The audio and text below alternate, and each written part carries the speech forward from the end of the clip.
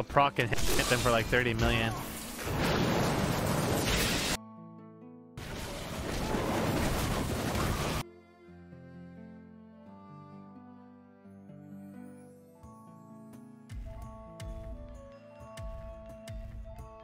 Hey everybody, welcome back to the Wolf Pit with another episode of What Are We Eating? Cream chip beef gravy, also known as SOS or shit on a shingle, is a very simple to make, delicious, and stick to your ribs meal. It's typically served over toast or sometimes simply white bread or biscuits. I've even seen people eat it over mashed potatoes. SOS has filled the bellies of our soldiers through world wars and is popular and most of all, a delicious meal in diners and in your home. Even though cream chip beef is really simple to make, some people don't have the time, desire, or wherewithal to make it themselves. And they want something fast and convenient that they can heat and eat. Like Stouffer's frozen cream chip beef gravy and SK's off-the-shelf unfrozen cream chip beef gravy. Neither of these are new products. I remember eating the Stouffer's as a kid and I loved it. And I'm sure at some point in my life, with me living in the Maryland area and SK's being a Baltimore product, I've had it too. So I'm going to start off with the SK's cream chip beef gravy first. This 11-ounce unfrozen or refrigerated pouch of SK cream chip beef gravy costs $3.98, which is a bit pricey if you ask me. There's definitely a lot more ingredients in here than there is in my homemade cream chip beef gravy. Mine consists of butter, flour, chipped beef, and milk, along with lots of pepper. There's no need for salt when you're making cream chip beef gravy. There's plenty of salt in the chipped beef. Now this is a little laughable to me. 2.5 half-cup servings. That definitely wouldn't cut it in my house. As a matter of fact, I made some the other night, and there was definitely more than a cup and a half on my plate, which is equivalent to this whole bag. Per half-cup serving, there's 160 calories, 11 grams of total fat, 4.5 grams of saturated fat, no trans fat, 40 milligrams of cholesterol, 580 milligrams of sodium, 9 carbohydrates, no fiber, 2 grams of sugars, and 6 grams of protein. SK suggests serving it over mashed potatoes or noodles. There's no mention of toast, bread, or biscuits. What's up with that? You can either heat it up in boiling water or nuke it. And y'all know me, I'm taking the easy route and nuking it. It says to cut along the dotted line, then place the pouch upright in the microwave for 2 minutes. It doesn't get any easier or convenient than that, does it? After heating on high for 2 minutes, our cream chip beef gravy is ready. I like to eat it over toast sometimes or bread sometimes. Today, bread was the choice. Why? Because I was lazy. I didn't feel like toasting the bread. But you can eat it over whatever you like. Probably wouldn't be that bad on a flip-flop. But if you do try it over a flip-flop, let me know how it turned out. It certainly looked good and like the real deal.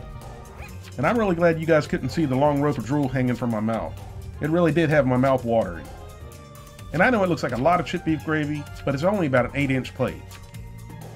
And it definitely has a good amount of chip beef in it too, which is a nice surprise. So I dug in and gave it a try. I was a little disappointed with the initial bite. As I expected, it definitely needed pepper, but that's an easy fix. But it also had a pasty mouthfeel, and it was a little on the sweet side, which the sweetness I found a bit strange.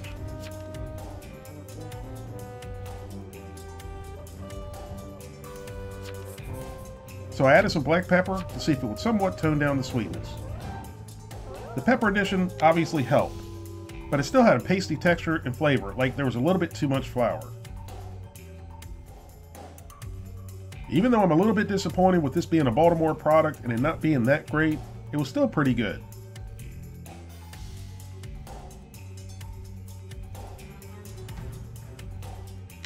So now let's try the Stouffer's cream chip beef gravy. This 11-ounce frozen package of Stouffer's cream chip beef gravy, the same size as the SK, costs $2.08. So for the same amount, it's half the price. Winner, winner, cheap cream chip beef gravy dinner. If you noticed on the SK cream chip beef gravy, the first ingredient was water, but in the Stouffer's, it's skim milk, which milk drinkers still probably consider water. SK also had skim milk, but it was further down the ingredient list. There's also 2.5 half-cup servings in the Stouffer's as well.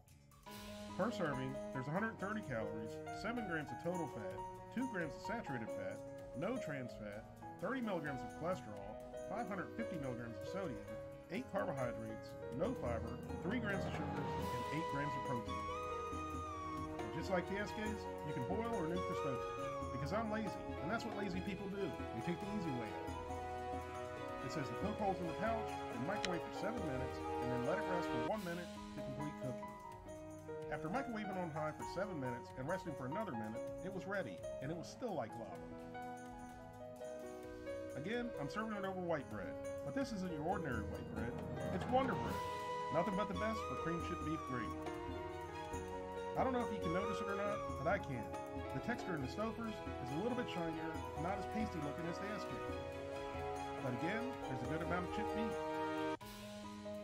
So I dug in and gave it a try. The Stouffer's cream chip beef gravy is definitely creamier and more like the way I make it at home.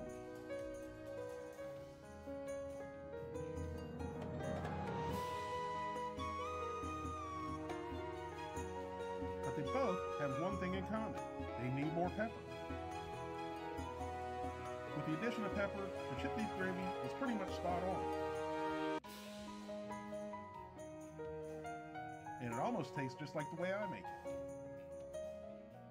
Both brands had a good amount of chip beef in them, which, believe it or not, good chip beef is pretty pricey depending on the brand you buy. I like the Armour brand, and a 4.5-ounce jar is almost $5. Both the SK and the Stouffer's were very edible. I didn't like the SK's pastiness, which also caused it to have a slight doughy flavor. But one thing I did love about the SK was the sturdy packaging. It made it a whole lot easier to handle with the hot lava inside. But the Stouffer's is probably going to be the best prepared heat and eat cream chip beef gravy you're going to find. And it's half the price of the SK for the exact same amount.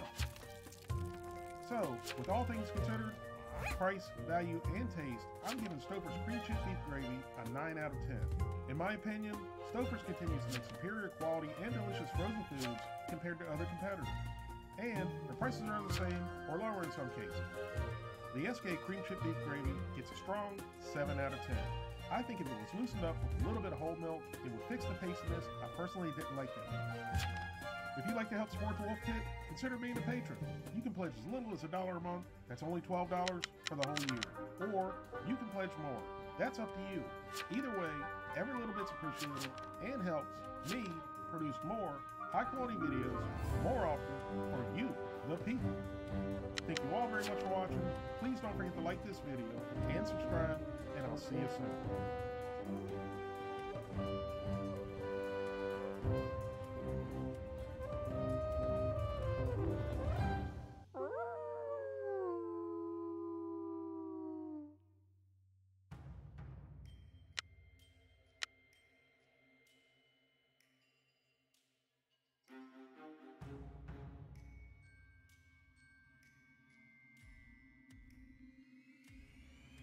Hey everybody, welcome back to the Wolf Pit with another episode of What Are We Eating? Lasagna and eggplant parmesan are two classic Italian dishes that are simply delicious. Lasagna is probably more familiar to most of us than eggplant parmesan, which is equally and maybe even more delicious than lasagna. If you've never had good eggplant parmesan, make sure you try it sooner than later. So I've gotten a lot of requests from you guys to specifically try Michelangelo's eggplant parmesan. So that's what we're eating today, along with our lasagna with meat sauce. I've seen these in the store many times, and I always thought they were just another cheap, processed frozen meal, so I didn't really pay much attention to them. But when you, the people, suggest I try a product, it's my duty to try it. So let's start with a single serving, 11-ounce lasagna with meat sauce, which I got on sale for $3.33, and it's normally priced at $4.69. These meals are all small batch made from scratch that are made fresh daily with imported Pecorino Romano cheese and vine-ripened tomatoes and absolutely no preservatives or artificial ingredients. Michelangelo's, uncompromisingly Italian style, the way we've always done it. Our lasagna with meat sauce is the real thing. Authentic Italian from my great-grandmother's recipe. We use the best ingredients, including fresh beef, vine-ripened tomatoes, and herbs that are sauteed and layered with firm pasta and premium cheeses. The taste is delicious, just like when I was a kid, and we see no reason to change it. Enjoy, Michelangelo. There's only 12 main ingredients, and that's very impressive in my opinion, compared to many other processed frozen meals. The serving size is the whole tray. Per serving, there's 390 calories, 13 grams of total fat, 6 grams of saturated fat, no trans fat, 60 milligrams of cholesterol, 740 milligrams of sodium, 50 carbohydrates, 5 grams of fiber, 9 grams of sugars, and 21 grams of protein. I forgot to take a picture of the box, but the best buy date is August of 2018. So let's open up the box, see what's inside, and give it a try. And it looks like a typical frozen meal. You can cook these in the oven or the microwave, but definitely not in the toaster oven, which is what I was planning on using. So since I can't use the toaster oven, I'm going to use the oven. It says to cook in a preheated 400-degree oven for 35 to 40 minutes and to leave the plastic cover on while cooking. I guess that means a stick or two. So into the oven it goes. After cooking in a 400-degree oven for 40 minutes, our lasagna is ready, and it smells really, really good. I was kind of worried that the barcode sticker would burn, but it looks okay. When I removed the plastic, it was at this point I wish we had smell-o-vision. It smelled fantastic. And once again, I was salivating like a rabid dog. The first thing I noticed was a lack of moisture, but I mean this in a good way. I've had other frozen lasagnas that were like soup once they were cooked. This, on the other hand, looked the way lasagna should look. Moist, but not swimming in water or sauce. See how nice and thick the sauce is? Most of the time in other frozen meals, you need a spoon to taste it. The meat sauce is about as fresh tasting as you can get without it actually being fresh versus frozen. I got the sweet tomato and basil flavor right away. It was like a love tap to your taste buds. And you can actually taste the beef, but a little sweet Italian sausage would have made the sauce even better. Now it looks like all the sauce flowed to one side. And I tried to spread it out evenly, but I didn't want to mess it up too much, so I simply spun the tray around. I tried to neatly cut out a square to show the insides on the first bite.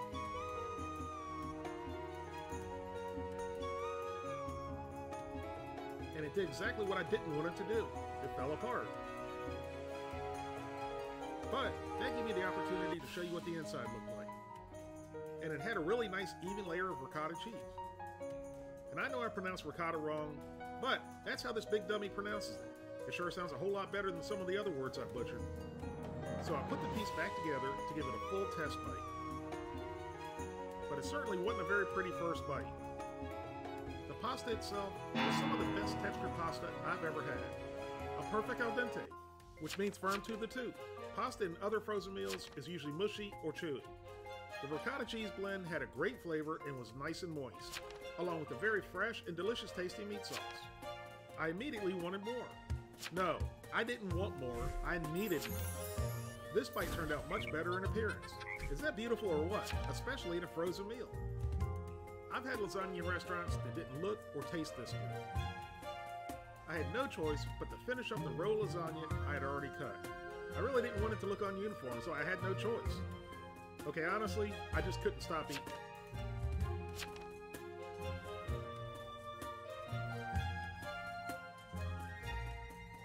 I wanted you to see that there's absolutely no excess water in here, which obviously made the meal better, but it also helped it stay together rather than becoming a soupy mess. Now for the eggplant parmesan.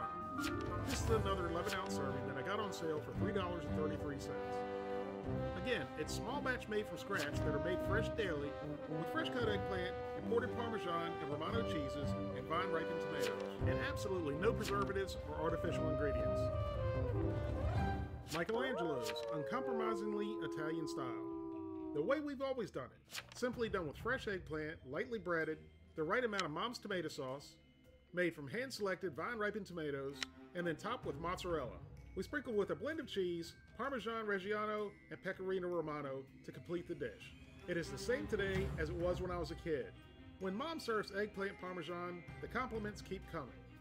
Enjoy! Buon appetito! Michelangelo.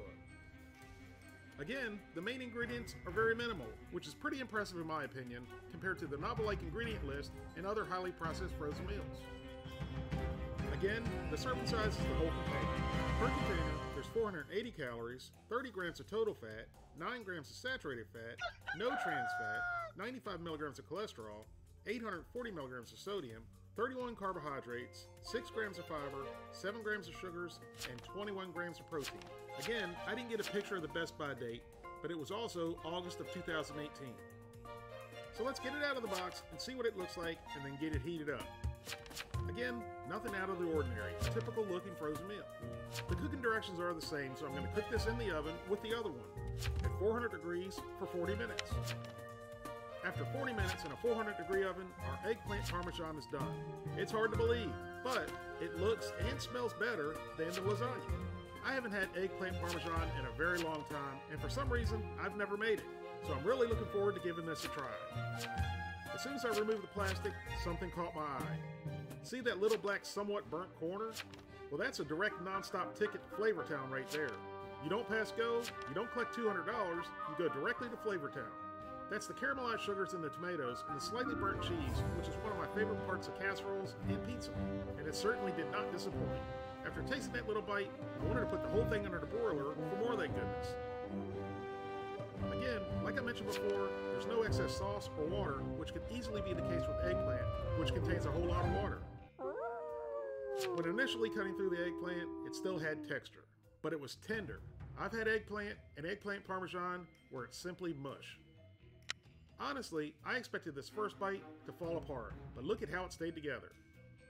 Just like it should.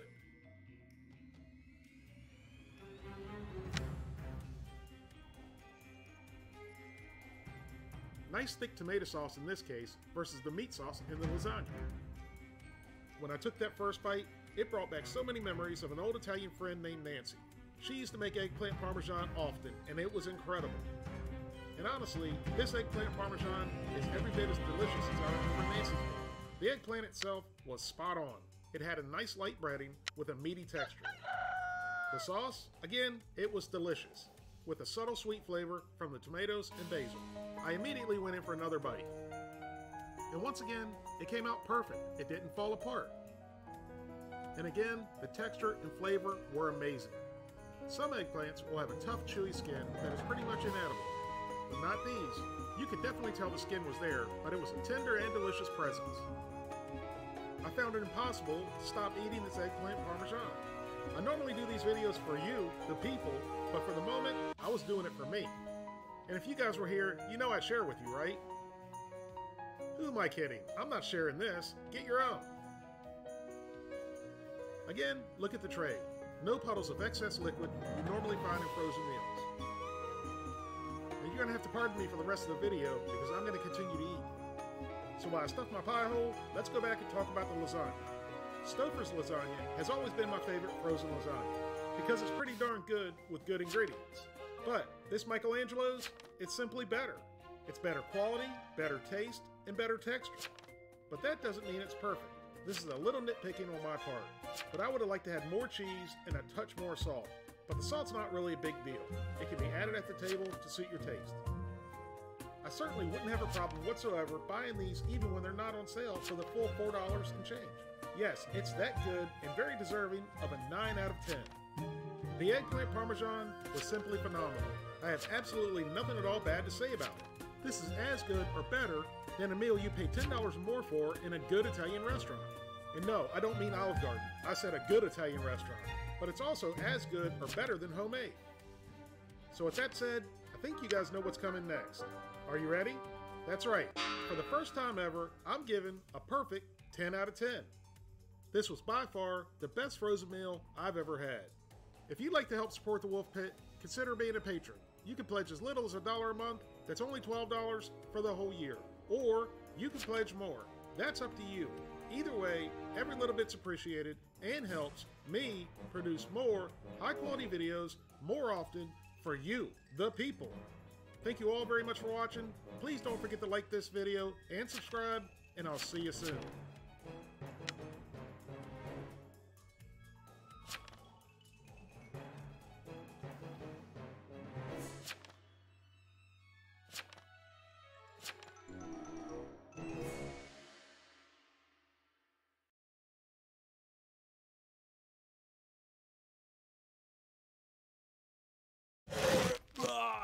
Hey everybody, welcome back to the Wolf Pit with another episode of What Are We Eating?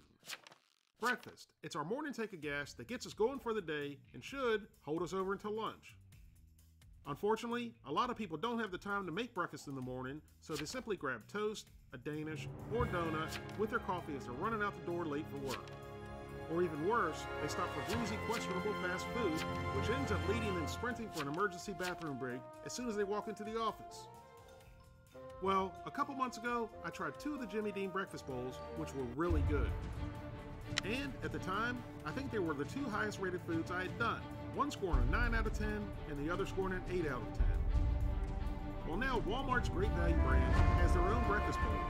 I got a sausage breakfast bowl and a steak and egg breakfast bowl. Both are 7 ounces, the same size as the Jimmy Dean.